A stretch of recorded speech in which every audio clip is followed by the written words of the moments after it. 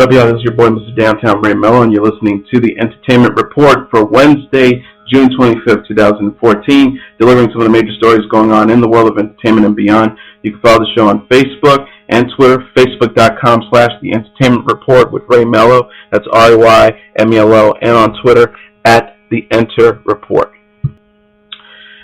MTV's Total Request Live is coming back for one day only. The iconic music show returns with pop star Ariana Grande for Total Ariana Live. The special will feature a scaled-down performance of her hit song Problem.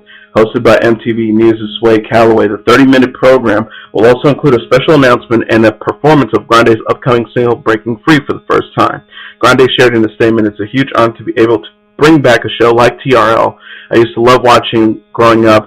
Can't wait to celebrate with my loves in Times Square. Might have some surprises too."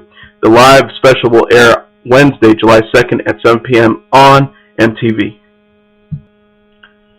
Diane Sawyer is stepping down from anchoring ABC's World News and will be replaced by David Muir.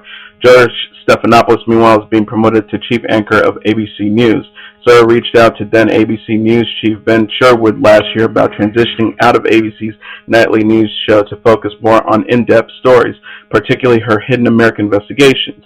She's going on top with World News winning the May sweep in the 25 to 54-year-old demographic, most important to news shows. It was the evening's broadcast first sweep's victory in more than 6 years. Sawyer said, "After wonderful years at World News, I've decided it's time to move to a new full-time role at ABC News. I'll be joined by an incredible team of journalists dedicated to enterprise reporting, innovating approaches to breaking news, and new ways of thinking about big issues and events around the world."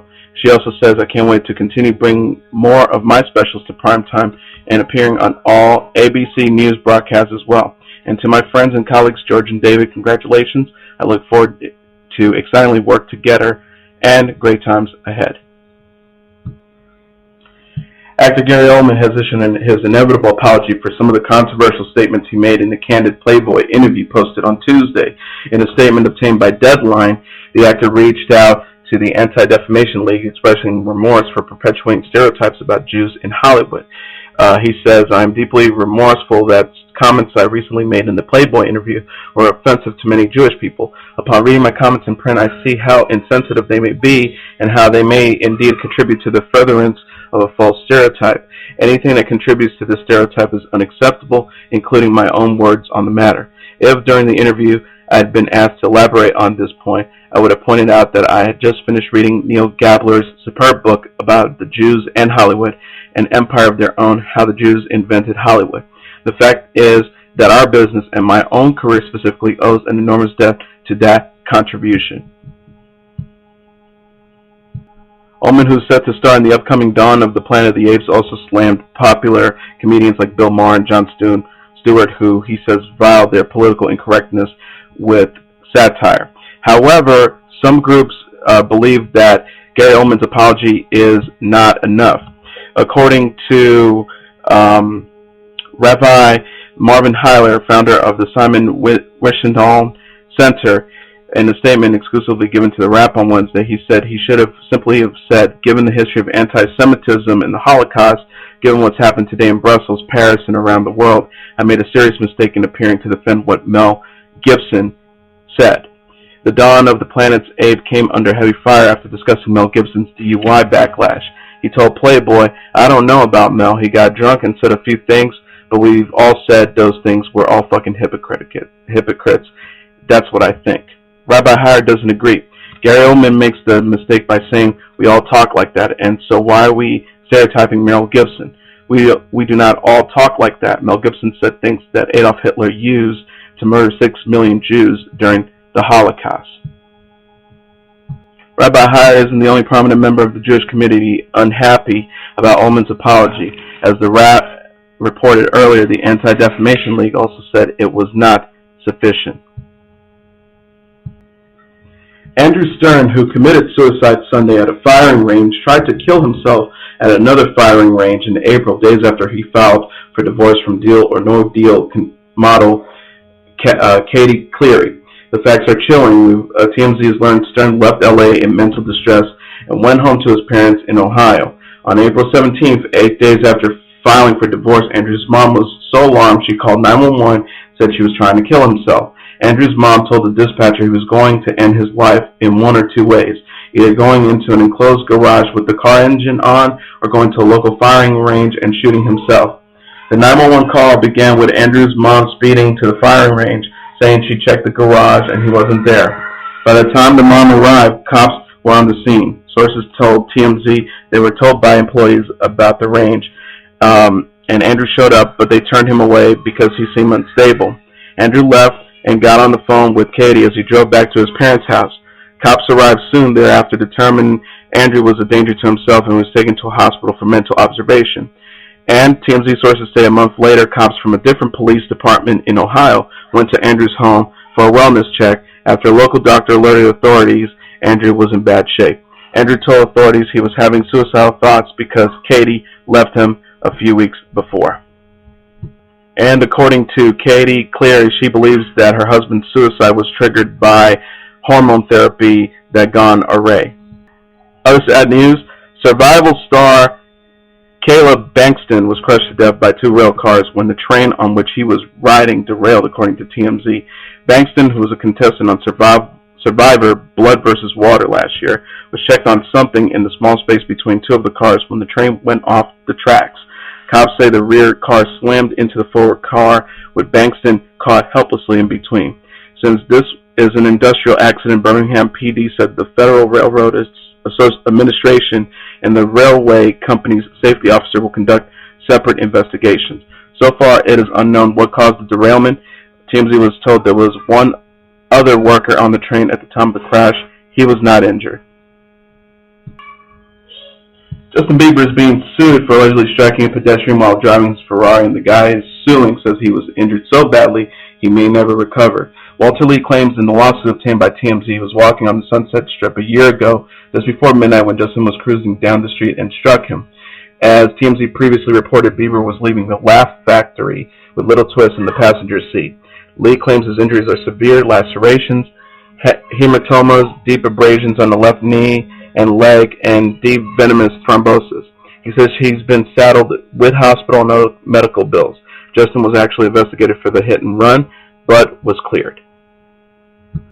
Another racist scandal has hit the show Big Brother, but this time CBS's reality competition is being proactive about things and getting itself mirrored in scandal before the season even begins.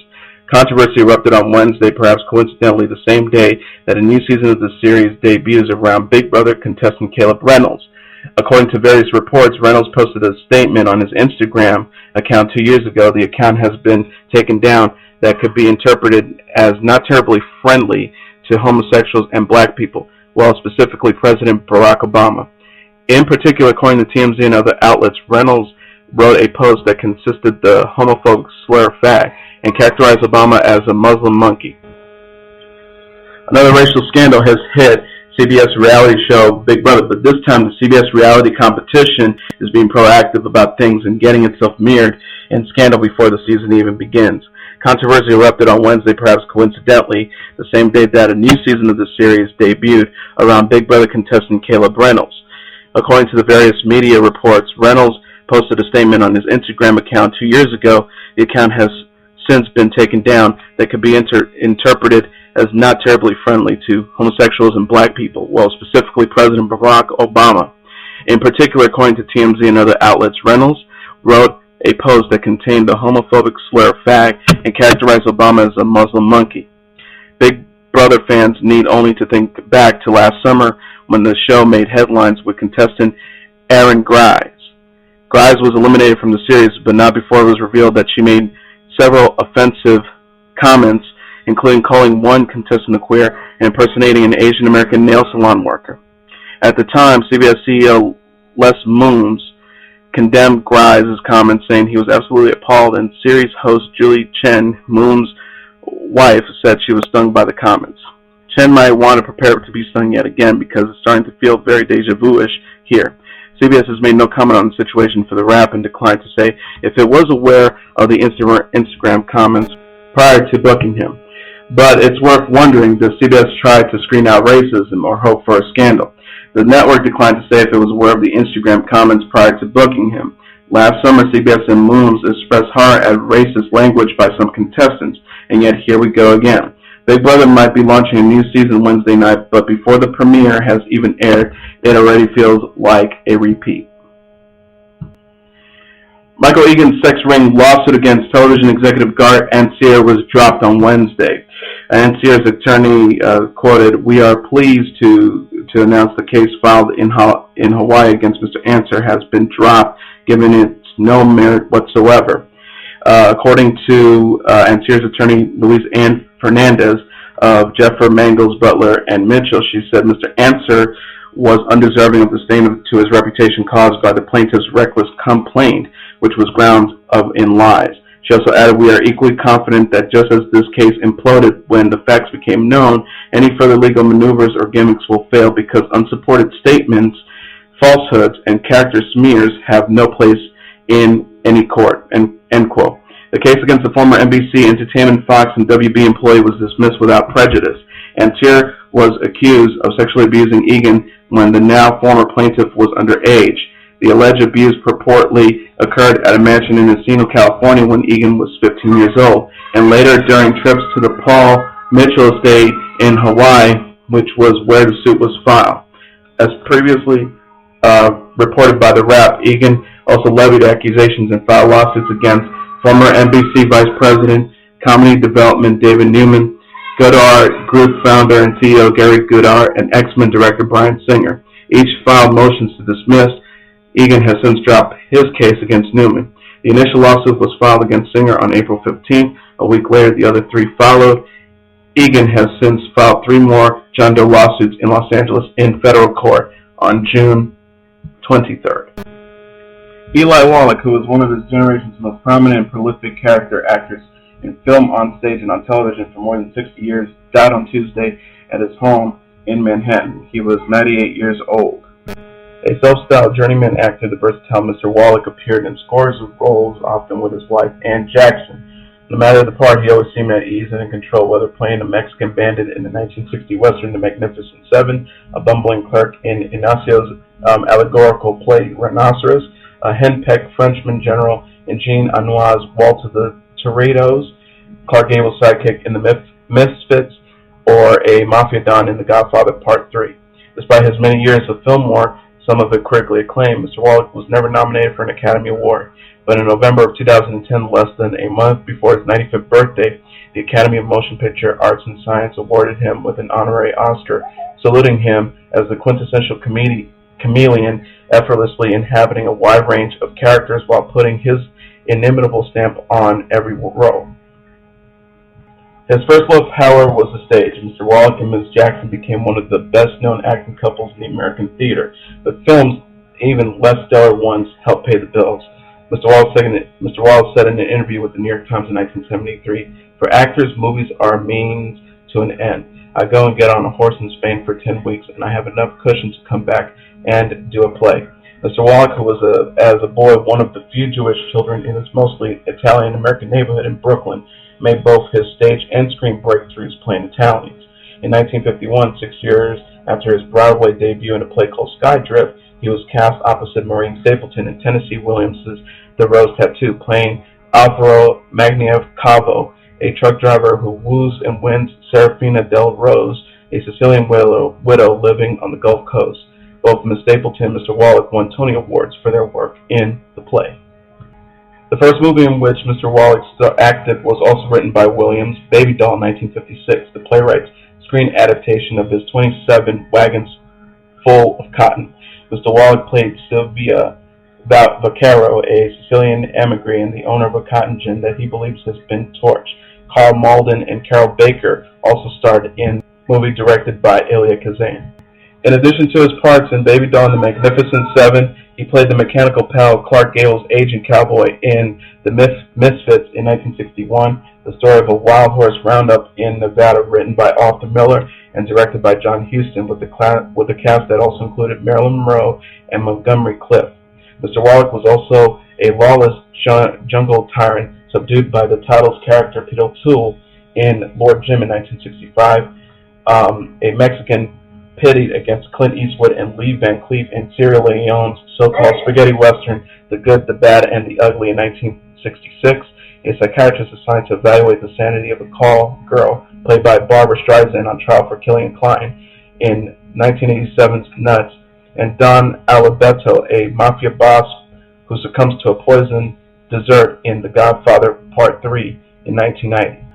He continued his film work well into his 90s. He was a delusional screenwriter. In 2006, The Holiday. In 2009's Tickling Leo, he played the guilt-ridden patriarch of a Jewish family still haunted by the Holocaust. In 2010's The Ghostwriter, directed by Roman Polanski, Mr. Wallach played a mysterious old man living on fog shrouded in Martha's Vineyard. And in 2010, he starred in Wall Street, Money Never Sleeps, which marked the return of Michael Douglas as the greed-stoked investor Gordon Gekko. Mr. Wallach hovered at the edge of the action like Poe's sinister Raven. Eli Wallach was 98 years old. And finally, today marks the 5th year anniversary of Michael Jackson's death. His devoted fans made the annual pilgrimage to Forest Lawn Cemetery Wednesday to pay their respects on the 5-year anniversary of his death. Many of the fans wore iconic MJ threads as they placed flowers and pics near his final resting place. And co-executors of Michael Jackson's estate, John Branca and John McClane, left a statement on michaeljackson.com saying, "Our thoughts and prayers are with Michael's loved ones today as we remember the kind, gentle, and giving spirit who generously shared his amazing artistic gifts with the world, along with the limitless empathy for those in need. Time has shown that with each passing year, the world's appreciation deepens, not just for Michael's talent, but also his lifelong passion to spread peace, unity, love, and hope across every culture and society. Michael's friendship, kindness, humor, and joy warmth will always be missed. The world is far better place for having known him." Still, rest in peace, Michael Jackson. And that is your entertainment report for Wednesday, June 25th, 2014. I'm your host, Mr. Downtown Ray Mello. I'm going to be back tomorrow delivering some of the major stories going on in the world of entertainment and beyond. You can follow the show on Facebook and Twitter, facebook.com/The Entertainment Report with Ray Mello. That's RAYMELO. And on Twitter @The Enter Report. See you tomorrow. Bye.